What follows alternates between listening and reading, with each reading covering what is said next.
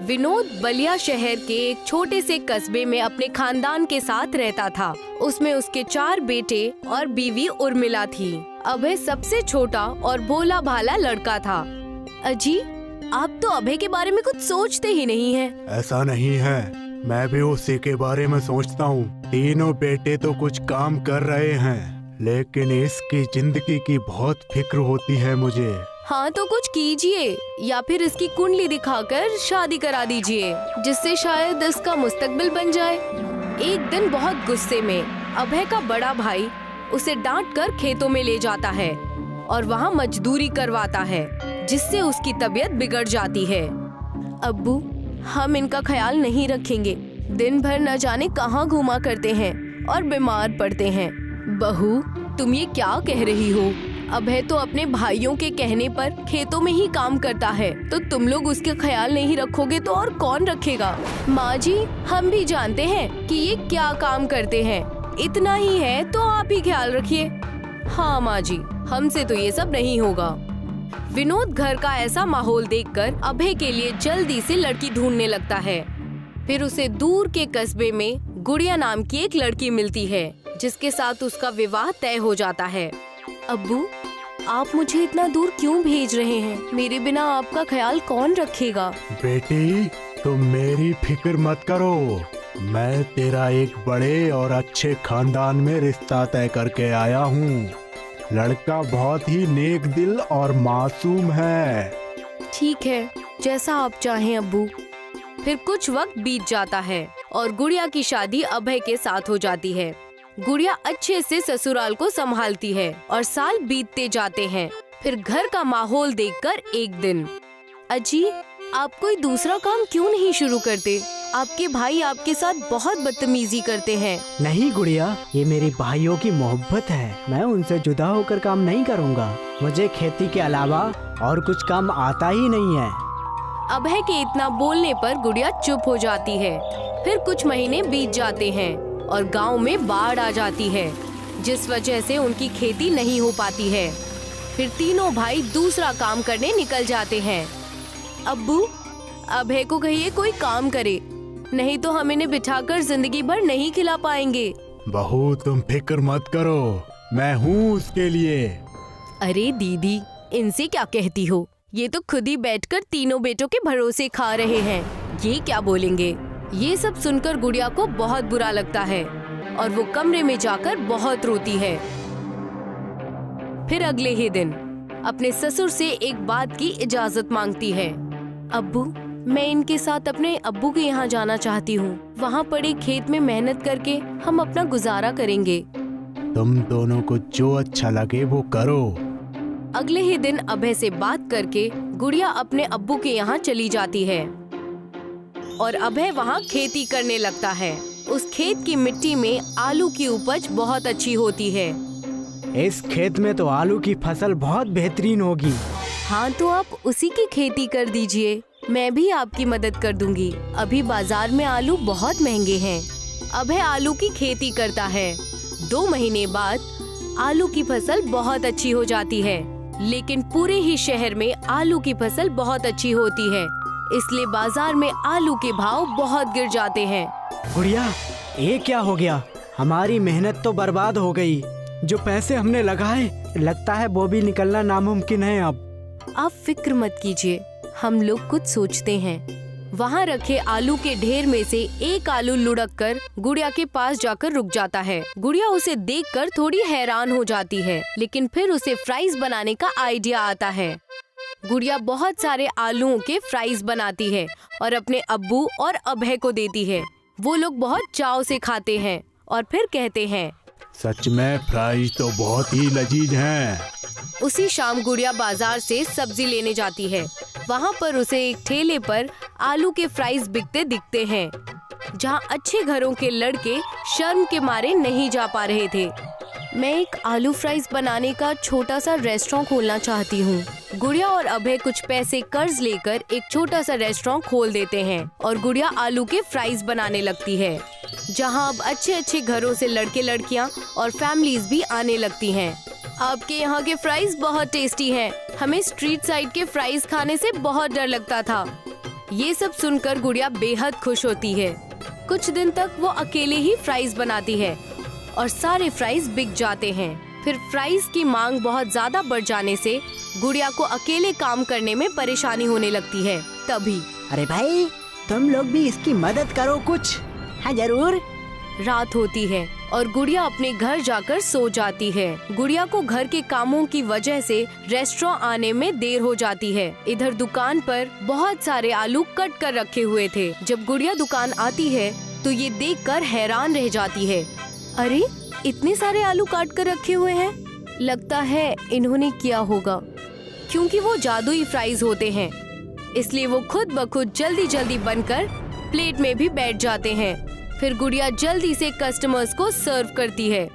ऐसे ही बहुत दिनों तक चलता रहता है और गुड़िया के जादुई फ्राइज शहर में बहुत मशहूर हो जाते हैं, जिससे पूरे शहर में जगह जगह ब्रांच खुल जाते हैं। शहर में बहुत जगह ब्रांच होने से गुड़िया और अभय मिलकर बिजनेस संभालते हैं और वो शहर के लोगों को भी रोजगार पर रख लेते हैं।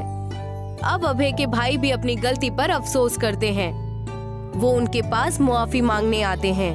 अभय उन्हें भी काम पर लगा देता है। कस्टमर्स को कभी भी फ्राइज की कमी होती तो वो उड़कर कस्टमर्स के पास पहुंच जाते और कस्टमर्स को ये बात पता भी नहीं चलती थी। गुड़िया, ये सब कुछ तुम्हारी वजह से मुमकिन हुआ है। ये तो आपकी मेहनत है।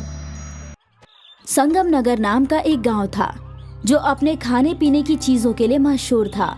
दूर दूर से लोग संगम नगर में खाना खाने के लिए आते थे। संगम नगर के बाजार में हर दुकान खाने की ही थी। कहीं ढाबा, कहीं इडली स्टॉल, कहीं चाइनीज, कहीं बिरयानी सेंटर। सब लोग अपने अपने होटल चलाने में मस्त थे। अरे स्वामी, कैसा चल रहा है सब? बिल्कुल बढ़िया। दुकान खोलते ही खरीदारों की भीड़ लग जाती है। अरे बढ़िया है, मेरा ढाबा भी मस्त चल रहा है। दोपहर के खाने और रात के खाने दोनों टाइम पर मस्त भीड़ होती है। मेरा चाइनीज कॉर्नर तो बस रात में ही चलता है भाई। वो तो है, लेकिन तुम्हारे कॉर्नर पे सबसे ज्यादा भीड़ लगी रहती है। हाँ, रहेगी ना। चाइनीज खाना हिंदुस्तानियों को बहुत भाता है। यार, मैं नहीं मानता। साउथ इंडियन खाना हिंदुस्तान में सबसे ज्यादा पसंदीदा है। मुझे तो लगता है पंजाब के आलू के पराठे सबसे पसंदीदा हैं। शायद ही कोई ऐसा हो जिसने आलू के पराठे नहीं खाए हों। चाइनीज तो हर कोई खाता है। हमारा इडली भी हर कोई खाता है। तो कैसे पता चलेगा कि सबसे पसंदीदा खाना कौन सा है? हम लोगों को किसी बहुत समझदार इंसान से पूछना चाहिए। गांव के बूढ़े चाचा जी, वो तो जिंदगी भर खुद बावर्ची रहे हैं, उन्हें जरूर मालूम होगा। चलो उनसे ही पूछते हैं। हाँ चलो, उनसे ही पूछते हैं। तीनों होटल मालिक चाचा जी के पास गए।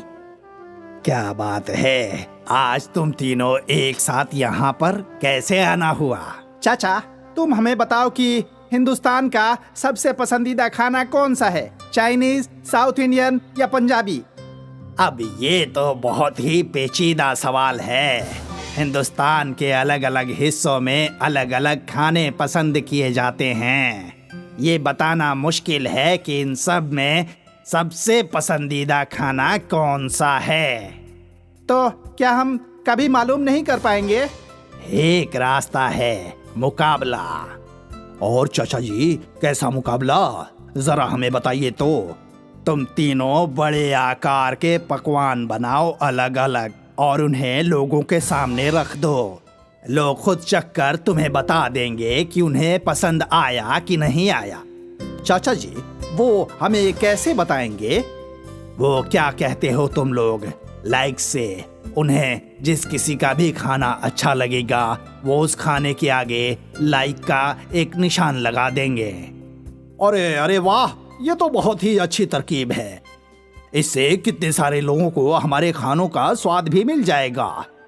और तो और हमारी तशरीह भी हो जाएगी और हमारी दुकान मशहूर हो जाएगी। मुझे भी ये तरकीब पसंद आई चाचा जी।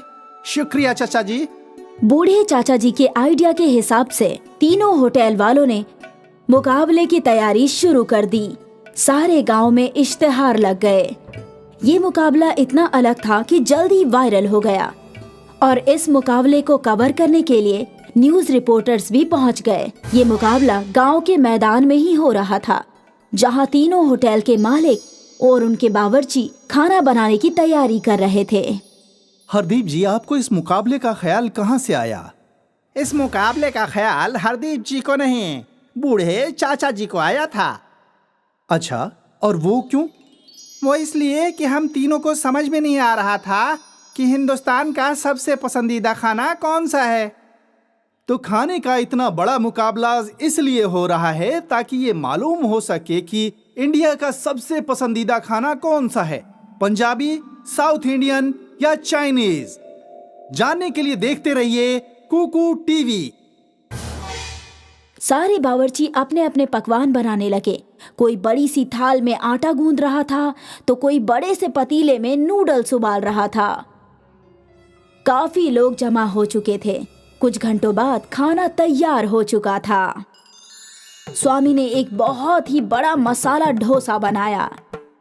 चिंग ने बड़े नूडल्स और सूप बनाए थे और हरप्रीत ने बड़े बड़े पराठे और बटर चिकन बनाया था। अब ये मुकाबला शुरू होने वाला है। हमारी आप सबसे गुजारिश है, आप मेहरबानी करके पकवानों को चख कर और फिर अपना लाइक दें। आपका लाइक ये फैसला करेगा कि हिंदुस्तान का सबसे पसंदीदा खाना कौन सा है। ये सुनकर सामाइन में हौसला और बढ़ गया। सबसे पहले एक छोटी बच्ची आई। बच्ची ने पहले पराठा खाया, फिर मसाला डोसा और फिर नूडल्स खाए। बच्ची ने अपना लाइक्स नूडल्स को दिया। पहला लाइक नूडल्स को मिला है। इसके बाद एक एक करके कई लोग आए। कुछ को पराठा पसंद आया, कुछ को मसाला डोसा तो कुछ को चाइनीज नूडल्स। चाइनीज खाने को 40 लाइक्स मिले हैं, पंजाबी खाने को 39 लाइक्स मिले हैं और साउथ इंडियन खाने को 41 लाइक्स मिले हैं। लेकिन अब तक मुकाबला खत्म नहीं हुआ है। अभी 2 घंटे और बाकी हैं। स्वामी ये देखकर मन ही मन खुश था कि वो जीतने वाला था। कुछ देर में और लोगों की भीड़ आ गई। इन लोगों ने भी एक एक करके सारे पकवान खाए और अपना लाइक दिया। अब ये मुकाबला खत्म हो चुका है और हैरानी की बात ये है कि पंजाबी, चाइनीज और साउथ इंडियन खाने को बराबर के 100 लाइक्स मिले हैं। ये सुनकर हरप्रीत, स्वामी और चिंग तीनों परेशान हो गए। अरे, अब कैसे पता चलेगा कि कौन सा खाना सबसे पसंदीदा है? क्या मालूम। तभी वहाँ बूढ़े चाचा पहुँचे।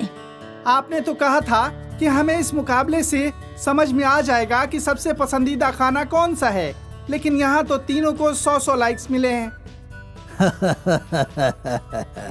तुम तीनों अभी तक नहीं समझे। क्या?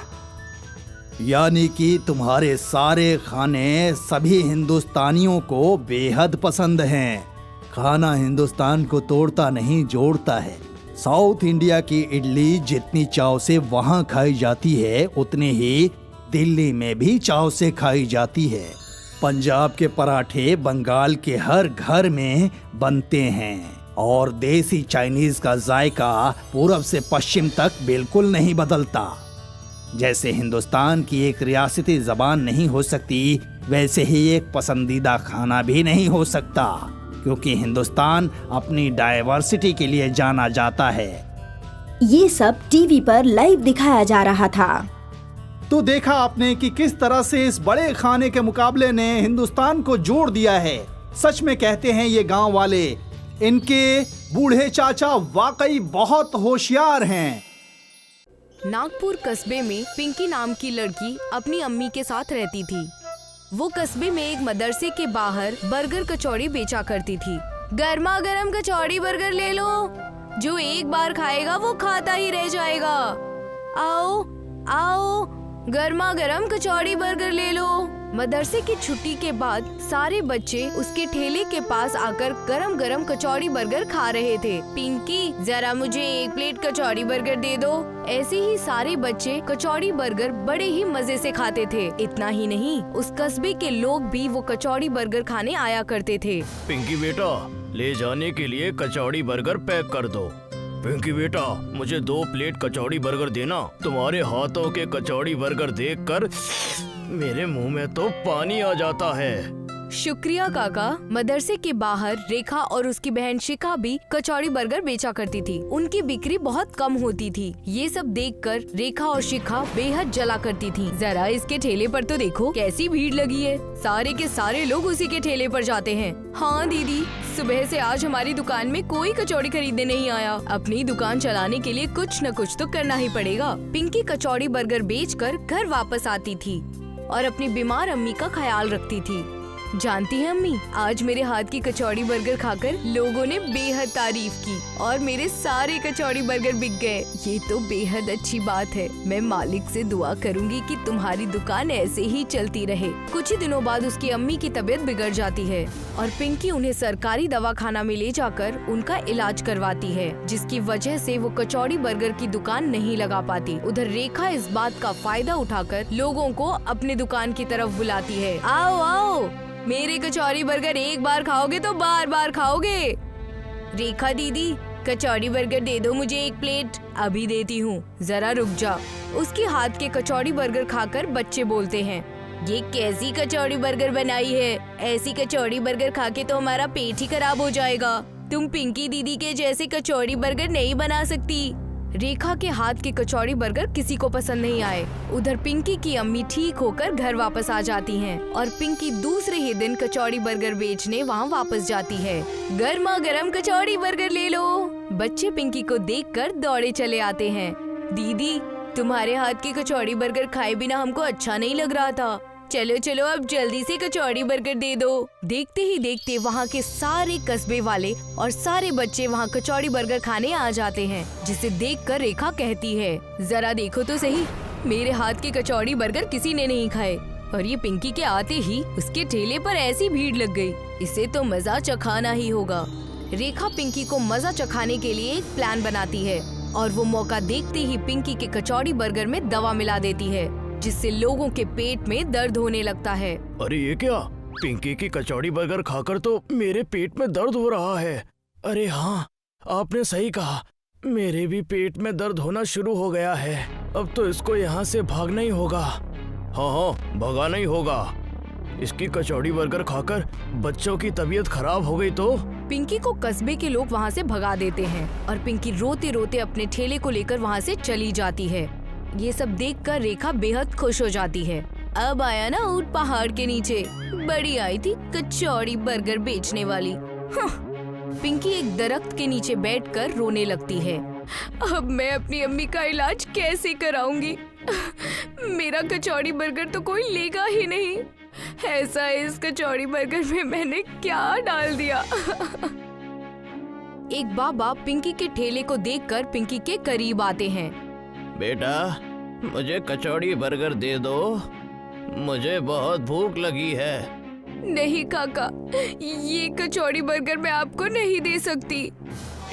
इस कचौड़ी बर्गर में किसी ने कुछ मिला दिया है। क्या करूं बेटा, मुझे बहुत जोरों की भूख लगी है।